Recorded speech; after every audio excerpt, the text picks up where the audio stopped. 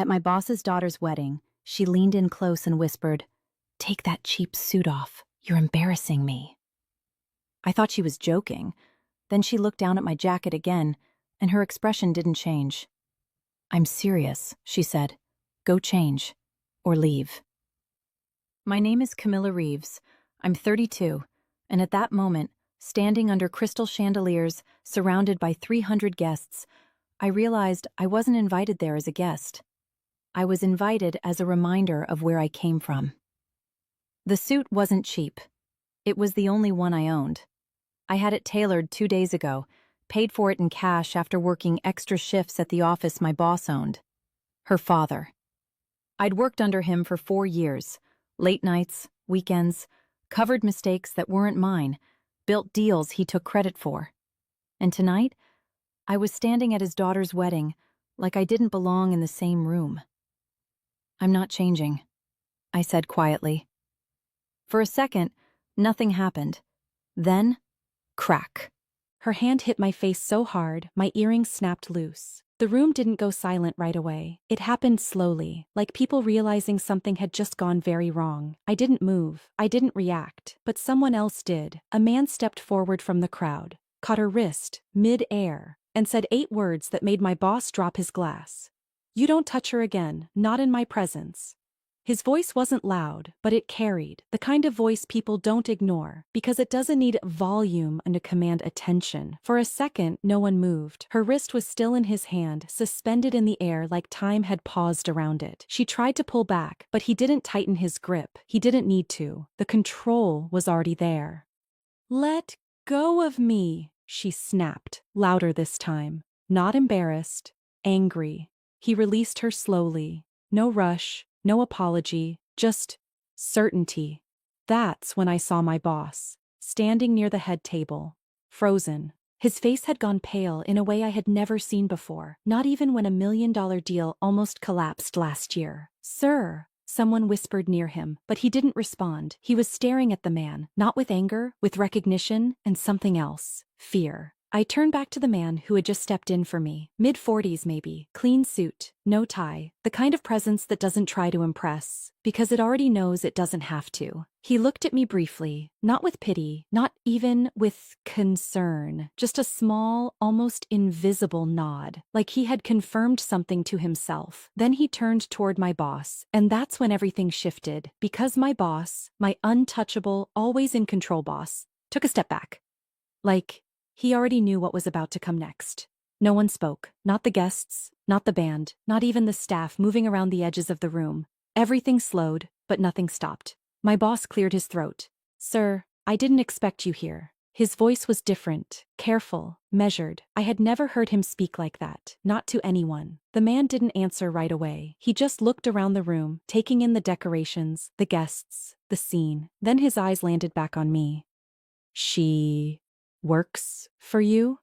he asked. Simple question, but something about it made my boss hesitate.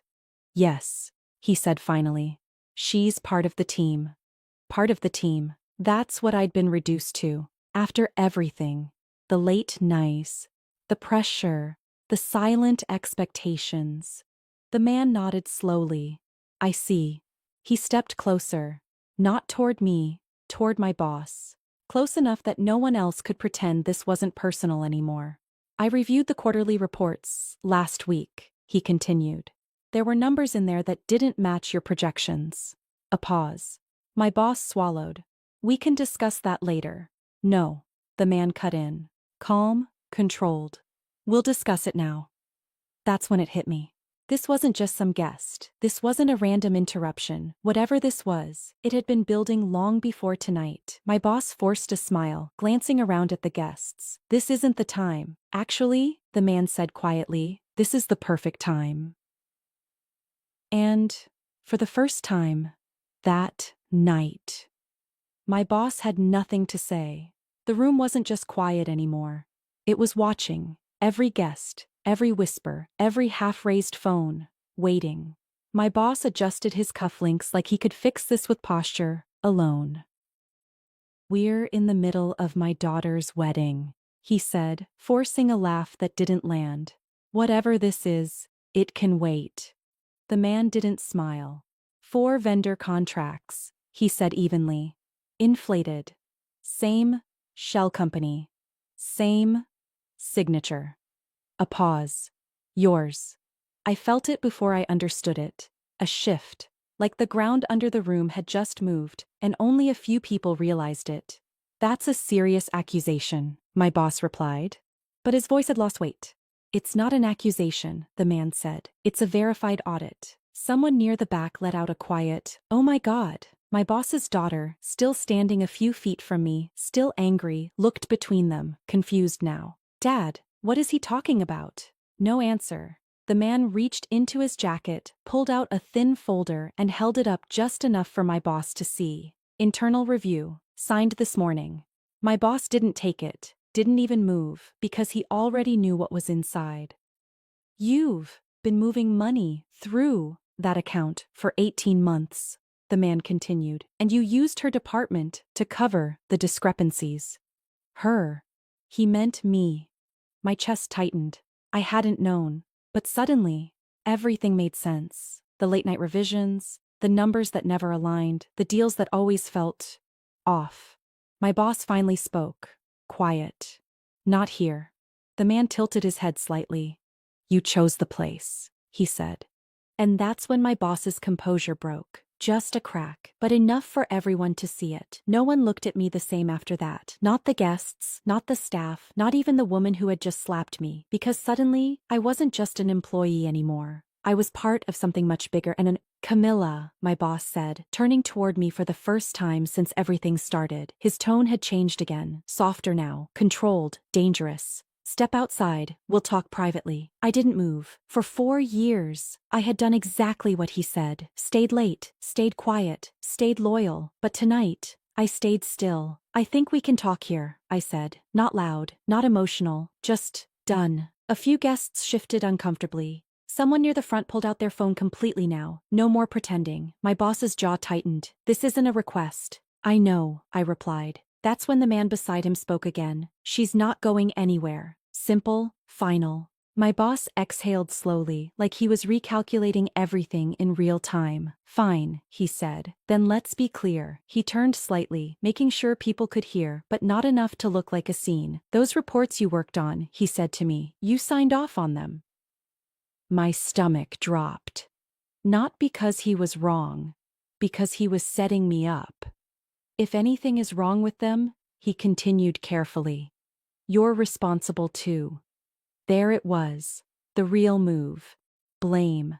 And for a second, I understood exactly what he was trying to do, but what he didn't understand yet was that I had already prepared for this. Long before tonight. For a moment, it worked. You could feel it in the room.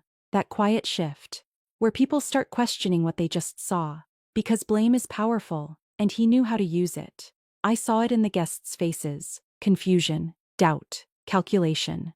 Maybe she was involved. Maybe this wasn't so simple. I let the silence sit. I didn't rush to defend myself, because this wasn't the first time I had seen this version of him. Careful, strategic, always one step ahead, except, not this time. "You're right," I said. A few heads turned. Even the man beside me glanced at me, just briefly. "I did sign those reports." My boss nodded slightly, like the ground was stabilizing again. "But," I continued, "I also saved every version before they were changed." That was the first crack. Real one. Small, but sharp. "I kept the original files," I said calmly. Time-stamped, archived, on a separate drive. Now people were listening again. Not casually, carefully. My boss didn't speak, didn't interrupt, because he already knew where this was going. "You had me revise those numbers," I added. "Late nights, last-minute edits. Every time something didn't match, you told me to adjust the presentation." A pause.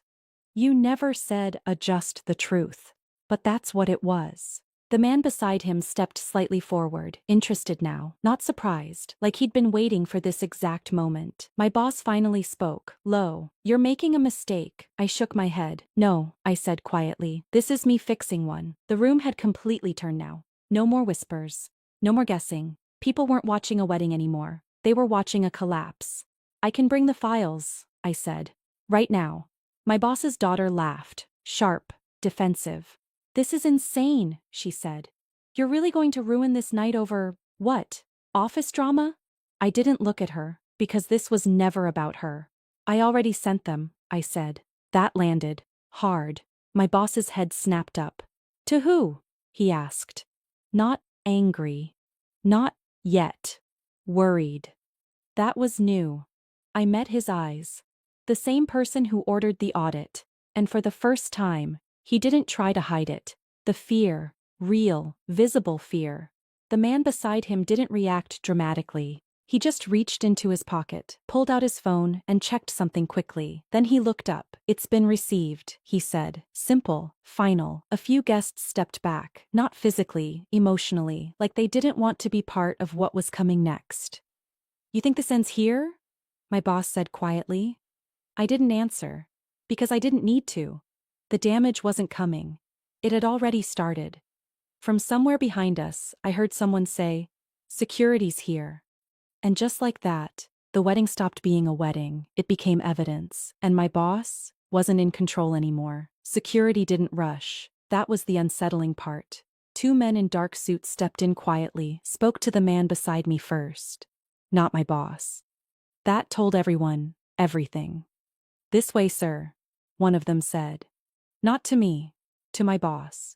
For a second, he didn't move. Then he laughed, not loud, not confident, just thin. You're really doing this? Here? He asked, looking at the man. The answer came without hesitation. You chose the place. Same words, same tone. My boss looked around the room, at the guests, the phones, his daughter still frozen in place, and then, at me. You planned this, he said. I held his gaze. No, I replied. I prepared for you. That was the difference. His daughter finally spoke, her voice shaking now. Dad, what's happening?